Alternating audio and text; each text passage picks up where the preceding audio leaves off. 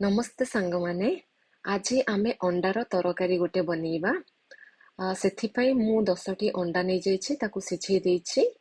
ତାପରେ କଡ଼େଇ ବସେଇକି ସେ ଅଣ୍ଡା ଛଡ଼େଇକି ତାକୁ ଭଲକି ହଳଦୀ ଲୁଣ ଲଙ୍କାଗୁଣ୍ଡ ପକେଇକି ଭାଜିଦେଲି।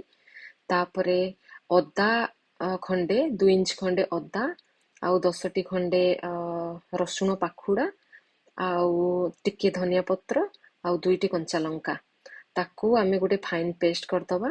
ଏବେ ଦେଖନ୍ତୁ ମୁଁ କଡ଼େଇରେ ସେଗୁଡ଼ାକୁ ଅଣ୍ଡା ଗୁଡ଼ାକୁ ଭାଜିଦେଲି ଆଉ ଏଠି ମୋର ଗୋଟେ ପେଷ୍ଟ ରେଡି ହେଇଗଲା। ଏବେ ମୁଁ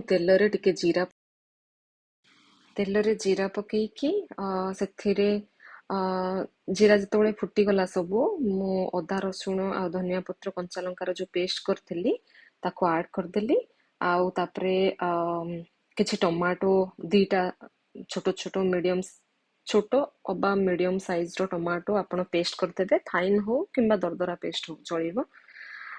ତ ସେଥିରେ ସବୁ ଆଡ୍ କରିକି ଆମକୁ ଭାଜିବାର ଅଛି।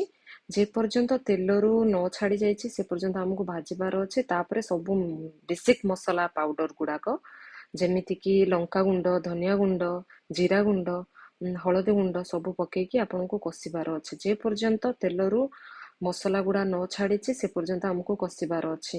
ଆଉ ମଝିରେ ମଝିରେ ଚେକ୍ କରୁଥିବେ କି ସ୍ମେଲ ଗଲାଣି କି ନାହିଁ, ଅଦା ରସୁଣର କଞ୍ଚା ସ୍ମେଲ। ତାପରେ ଗରମ ପାଣି କିଛି ମୁଁ ଦେଇଦେଲି। ସେତେବେଳେ ଫୁଟିଲା ତା ଦେହରେ ଭଜା ଯାଇଥିବା ଅଣ୍ଡା ଗୁଡାକ ଛାଡିଦେଲି। ତାପରେ 5 ମିନିଟ୍ ସିମ୍ କରିକି ଘୋଡେଇକି ରଖିଲି।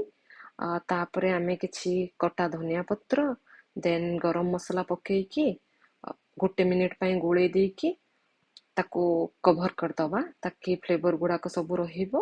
ଦେନ୍ ଆମର ଅଣ୍ଡା ତରକାରୀ ରେଡି। ଆପଣ ସର୍ଭ କରିପାରିବେ ଗରମ ରାଇସ୍ ସାଙ୍ଗେ କିମ୍ବା ରୁଟି ସାଙ୍ଗେ। ଆପଣଙ୍କ ଅଣ୍ଡା ତରକାରୀ ପ୍ରସ୍ତୁତ ହେଇଗଲା। ଏବେ ଏନ୍ଜୟ କରନ୍ତୁ। Thank you.